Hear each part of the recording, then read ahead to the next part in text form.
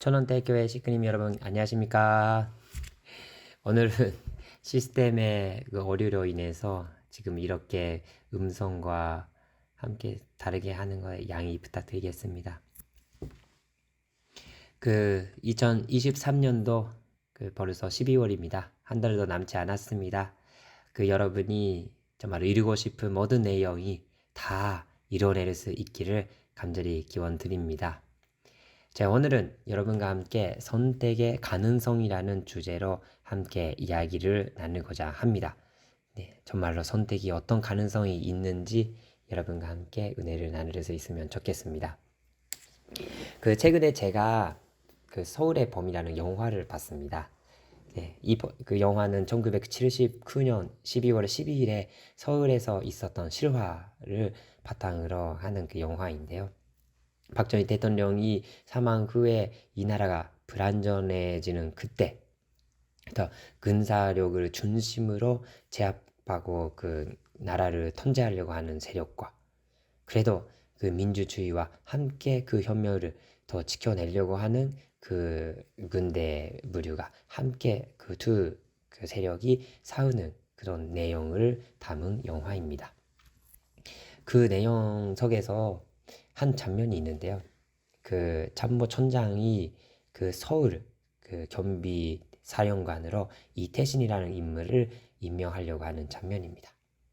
처음에는 그 사명을 임명하려고 할 때 거절을 합니다. 저는 못합니다. 하지만 이 참모 전장이 나라가 위태로운 때 아닙니까? 나 혼자서는 이거를 해낼 수가 없다. 할 수가 없다.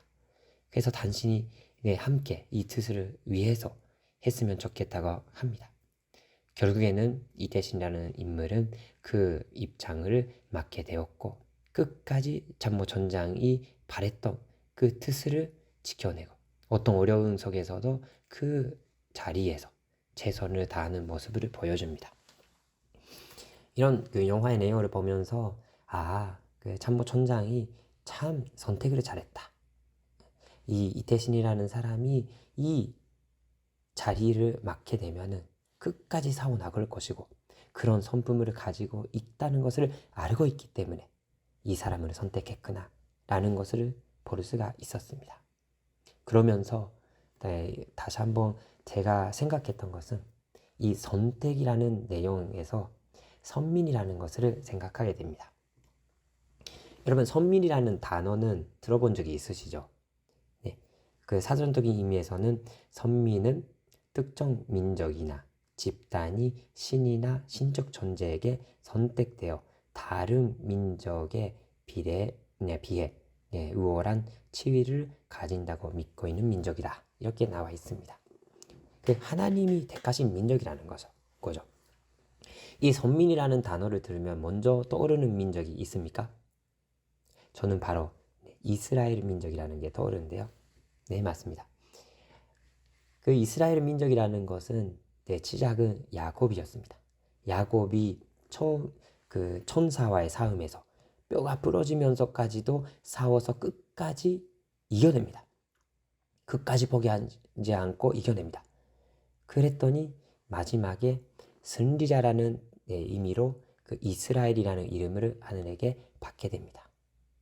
인류 역사상 처음으로 하늘의 구원 섭리 역사에 있어서 처음으로 믿음의 기대와 실제 기대를 승리한 또 사탄을 극복시키는 그런 승리한 사람으로서 이런 메시아의 가정적인 기대를 세우는 인물이 된 것입니다.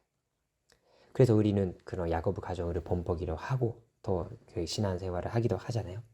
근데 사탄 세계에서는 이미 민족적인 기대를 가지고 있었기 때문에 하나님께서 이 이스라엘, 이 가정적인 기대를 민족적인 기대로 확대할 때까지 키워주십니다.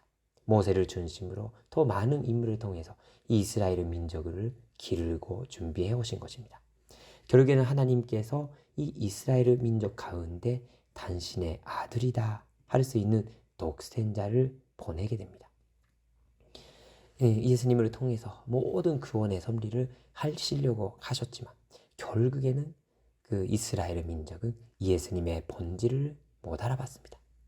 이스라엘 민족뿐만 아니라 그 주변에 있는 마리아까지도 그 예수님의 본질을, 더 나아가서는 하늘의 부모님의 본질을 몰랐기 때문에 결국에는 예수님께서 십자가로 가실 수밖에 없게 되었습니다. 아시다시피 이스라엘 민족은 그 이후에 2000년간 날아오는 민족으로 계속 그 어려운 삶을 살게 되었고, 제2차 세계대전 때에는 600만 이상이 학살을 당하는 그런 어려운 길도 걸게 되었습니다.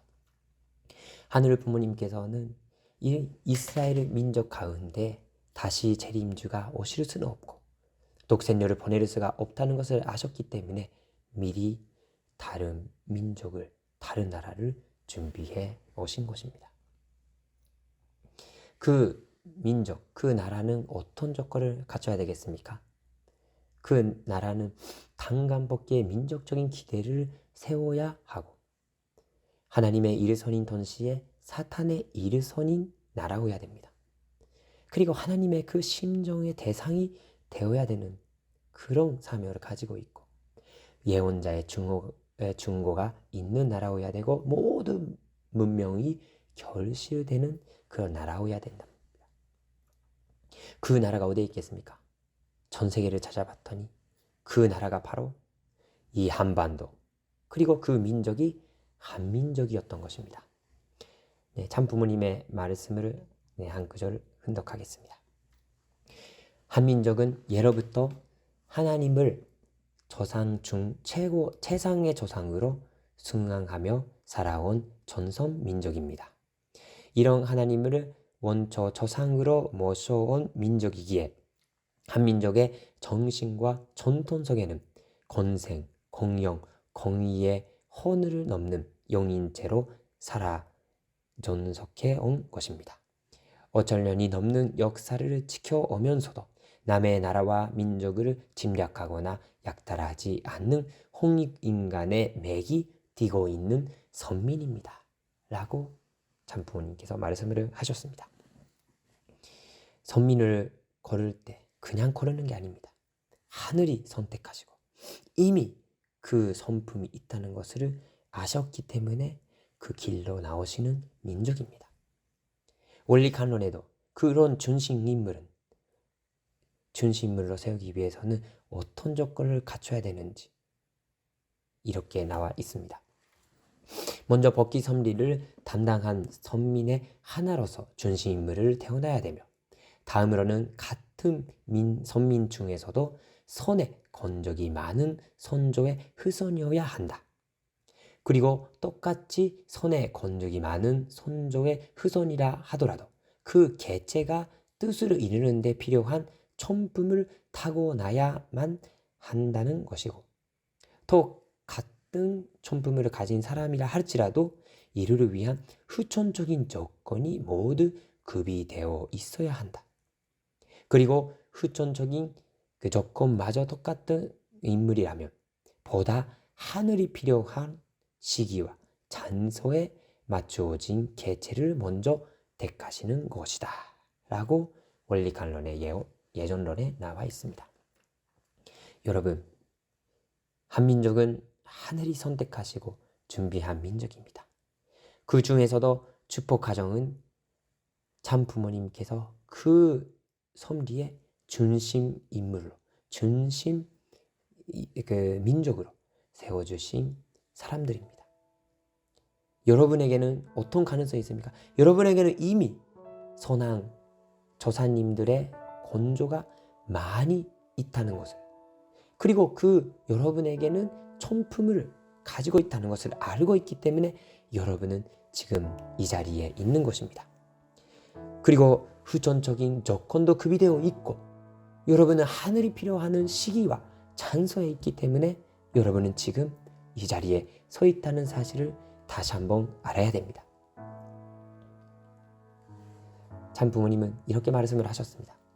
특히 이 민족은 인류의 참 부모를 탄생시키기 위해서 하늘이 오래전부터 준비해 나오신 선민입니다. 선민으로서 책임을 다하는 오늘이 되어야만 앞으로 영원하고 건강한 미래가 있게 되는 것입니다. 오늘 행사에서 여러 귀빈께서 좋은 말씀을 많이 하셨습니다. 선민으로서 하늘 부모님을 직접 지상계에 모신 성전을 가진 나라지만 이 나라는 분단의 아픔을 지니고 있습니다. 하늘 부모님을 모신 자리에서만이 신통일 한국이 노래할 수 있습니다. 무죄에는 발전이 없습니다. 알아야 합니다. 몰랐으면 배워야 합니다. 그래서 하늘 부모님이 은행하시는 나라가 되고 세계 모든 나라를 하나로 놓는 데 있어서 전심사명을 해야 합니다. 그 책임이 이 나라의 백성과 천지인들에게 있습니다. 오늘의 말씀의 주제는 선택의 가능성이라는 주제로 했는데요. 하늘 부모님께서 선택하셨기 때문에 이 한민족에는 무한한 가능성이 있는 것입니다. 그리고 준신 인물은 그런 전풍과 시기와 잔서 그리고 후손들의 그 모든 조건을 갖추고 있다는 것을 이미 아시고 선택하셨기 때문에 하늘이 선택하신 여러분에게는 무한한 가능성을 가지고 있다는 것입니다. 이제는 우리의 마음가짐에 달려 있습니다.